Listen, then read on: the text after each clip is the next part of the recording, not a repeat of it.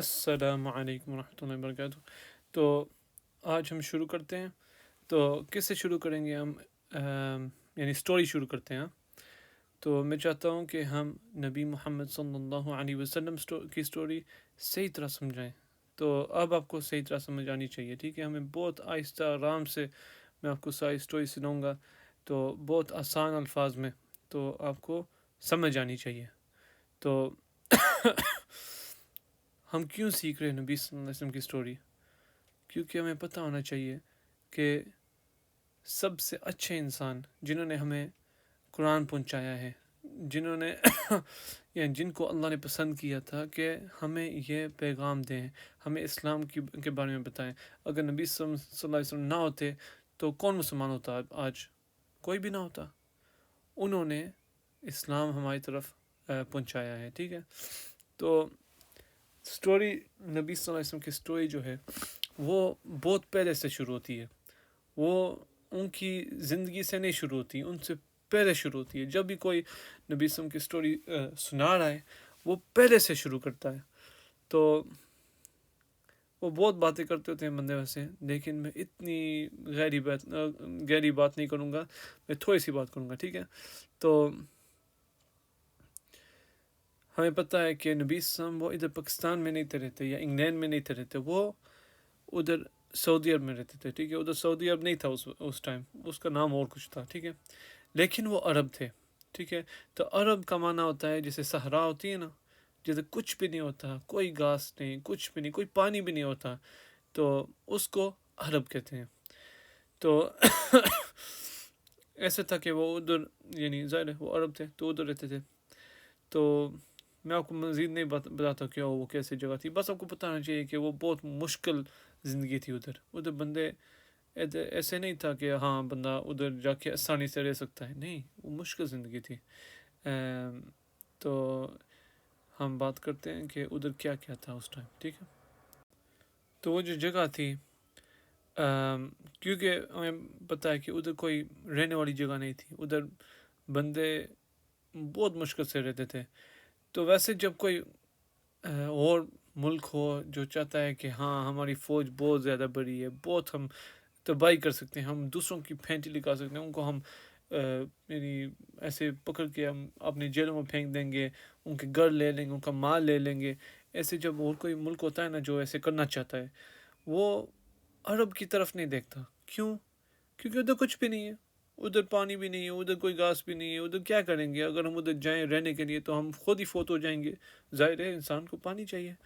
تو اس لیے ادھر بندے نہیں تھے جاتے۔ اس لیے اگر آگے پیچھے یعنی بہت بڑے بادشاہ ہوں، بہت بڑی فوجیں ہوں، وہ پھر بھی محفوظ رہتے تھے، ادھر کوئی بھی نہیں تھا۔ کیوں؟ کیونکہ ادھر پانی نہیں تھا۔ تو اس وجہ سے وہ تھوڑی سی یہ اچھی بات تھی عرب ہونے کی، کیونکہ ادھر کوئی بندہ دیکھتا بھی نہیں تھا، ادھر کہتا تھا کہ ادھر کون جائے گا، ادھر کیا فائدہ، ہمیں کیا ملے گا ادھر کوئی بندے غریب، یعنی سارے غریب ہیں، کوئی خاص پیسہ بھی نہیں ادھر جا کے ہم کیا حاصل کریں گے؟ ظاہر ہے جب کوئی اور بڑا بادشاہ ہو، وہ کہتا ہے میں یہ ادھر جاؤں گا، ادھر ان کے پاس بہت پیسے ہیں، ان کے پاس یہ اتنے بڑے باغات ہیں، ان کے پاس فروٹ ہے، سارا کچھ ہے، ہم ادھر جائیں گے تو ہم زیادہ پیسے حاصل کر سکتے ہیں۔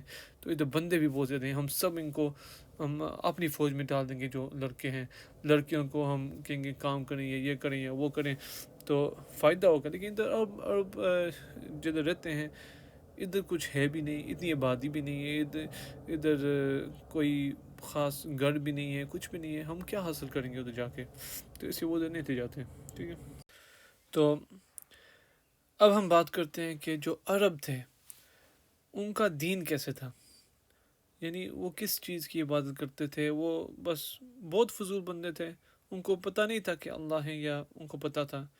یعنی وہ کیسے تھے؟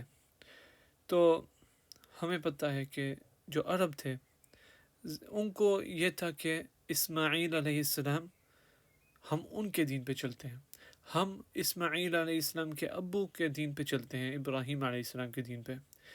تو وہ صحیح دین پہ چل رہے تھے، کیونکہ ظاہر اسماعیل اور ابراہیم علیہ السلام، ان کو پتہ تھا کہ دین کیا ہے، ان کو پتہ تھا کہ اللہ ایک ہے، وہ صحیح باتیں کرتے تھے۔ تو اس لیے جو عرب تھے وہ صحیح دین پہ تھے۔ لیکن ایسے ہی ہوا ہے. ہمیں پتہ ہے کہ نوح علیہ السلام آئے تھے, ان کے بعد کتنے زیادہ انبیاء آئے تھے. آدم علیہ السلام ظاہر سب سے پہلے تھے, لیکن یعنی کتنے انبیاء آئے ہیں. اور ایسے ہوتا ہے کہ کچھ بندے, یعنی جب کوئی نبی آتا ہے, کچھ بندے ان کی بات مانتے ہیں, وہ توحید پہ ہوتے ہیں. وہ توحید کا مطلب ہوتا ہے کہ ایک اللہ کی عبادت کرنا. تو یعنی اس وقت زیادہ بندے جو ہیں وہ انکار کرتے ہیں. زیادہ طور یہی ہوتا ہے, عموماً یہی ہوتا ہے کہ ہاں کوئی نبی آیا ہے, تو کچھ بندے کہتے ہیں کہ ٹھیک ہے, آپ کی بات بالکل صحیح ہے, آپ نبی ہیں, ہمیں صرف ایک اللہ کی عبادت کرنی چاہیے. تو وہ بات مانتے ہیں, لیکن زیادہ وہ کہتے ہیں نہیں. لیکن جو بندے مانتے ہیں, جو بندے صحیح دین پہ ہوتے ہیں, جو کہتے ہیں کہ ٹھیک ہے آپ نبی ہیں, وہ ٹھیک ہے, وہ بندے ٹھیک ہوتے ہیں. لیکن جب وہ فوت ہوتے ہیں, ان کے بچے آ جاتے ہیں, وہ بھی شاید ان صحیح دین پہ چلیں, لیکن پھر جب ان کے بھی بچے ہو جاتے ہیں, پھر وہ تھوڑے سے دور ہو جاتے ہیں دین سے. وہ پھر تھوڑے سے دور ہو جاتے ہیں, تو پھر وہ آہستہ آہستہ وہ اور فتنوں میں آ جاتے ہیں. وہ اور عبادت کر دیتے ہیں. یعنی کوئی بت بنا دیتا ہے, کوئی کہتا ہے کہ یہ بندہ جو ہے نا, یہ بہت نیک انسان ہے, بہت اچھا انسان ہے. پتہ کیا, یہ جب فوت ہوگا نا, ہم ادھر جائیں گے تو ہم اس کی عبادت کریں گے. ایسے کرتے ہیں بندے. تو عربوں کے ساتھ ایسے ہوا تھا. اسماعیل علیہ السلام اچھے تھے, ابراہیم علیہ السلام اچھے تھے, تو وہ ادھر آئے ہوئے تھے, ان کو صحیح دین کا بتایا تھا سب کو. تو سب صحیح دین پہ تھے کافی ٹائم کے لیے. تو پھر ایک بندہ آیا, وہ خزاعہ کا بڑا تھا, بادشاہ تھا. ایک فیملی ہے خزاعہ, تو ان کا جو بادشاہ تھا اس کا نام تھا عامر بن لحی. تو وہ سب کہتے تھے کہ یہ بہت نیک انسان ہے, بہت صدقہ دیتا ہے, بہت دین کا احترام کرتا ہے. تو سب اس سے بہت پیار کرتے تھے, سب اس کی اطاعت کرتے تھے. تو ایک دن وہ گیا تھا دور, شام گیا تھا ایک دور سی جگہ تجارت کرنے کے لیے. تو جب وہ ادھر گیا, اس نے دیکھا کہ یہ جو شام کے لوگ ہیں, یہ بت پرستی کرتے ہیں. تو اس نے کہا کہ یہ جو بت پرستی کرتے ہیں, یہ مجھے بہت اچھا لگ رہا ہے. ہم ایسے کیوں نہیں کرتے کہ ہم یہ جو بت ہیں, ہم کچھ بت ادھر سے لے کر مکہ میں لے جائیں, کیونکہ مکہ میں بہت سارے بندے ہیں جو عبادت کرنے والے ہیں. ادھر کعبہ بھی ہے, ادھر اگر ہم بت ادھر ڈالیں تو پھر بندوں کو بہت خوشی ہوگی. تو اگر کوئی عام بندہ ایسے کرتا, وہ سب کہتے ہیں نہیں دفع ہو جائیں. لیکن یہ عمر بن لحی تھا, یہ بندہ ایسے تھا کہ سب اس سے پیار کرتے تھے. تو اس لیے جب وہ ادھر گیا, وہ ایک بت کو لے کر آیا, اس کا نام تھا حبل. تو وہ کعبہ کے درمیان اس نے وہ رکھا, تو سب کو اس نے بلایا. اس نے کہا کہ اس بت کی عبادت آپ نے کرنی ہے. تو ایسے ہی ہوا, ادھر سے بت پرستی شروع ہوئی. تو پھر ایسے پھیل گئی کہ سب ارد گرد جو علاقے تھے, ادھر سب نے یہ بت پرستی شروع کر دی. تو بہت سارے, صرف پہلے یہ حبل تھا, لیکن اس کے بعد بہت سارے بت آگے تھے. ایک اور تھا منات, اس کا نام تھا.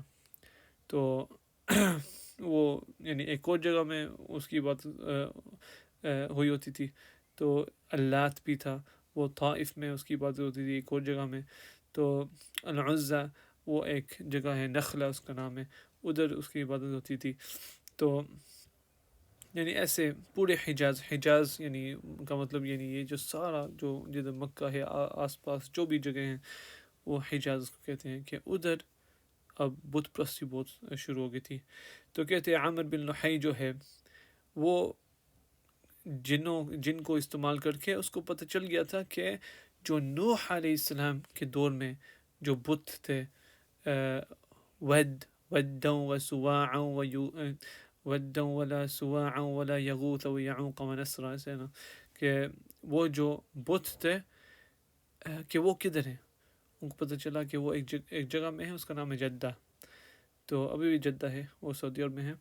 تو وہ بھی انہوں نے نکال دیا ان کی عبادت بھی کرنے کے لیے.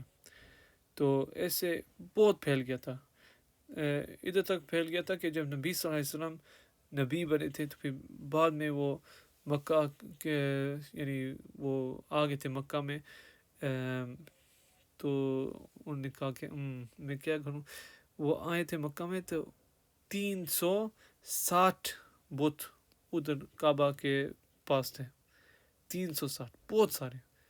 تو نبی صلی اللہ علیہ وسلم نے کیا کیا، انہوں نے کہا کہ یہ سارے بت جو ان کو توڑ دو، اور انہوں نے ان کو پھینک دیے تھے یا ان کو جلا دیے تھے، ایسے انہوں نے ختم کر دیے تھے.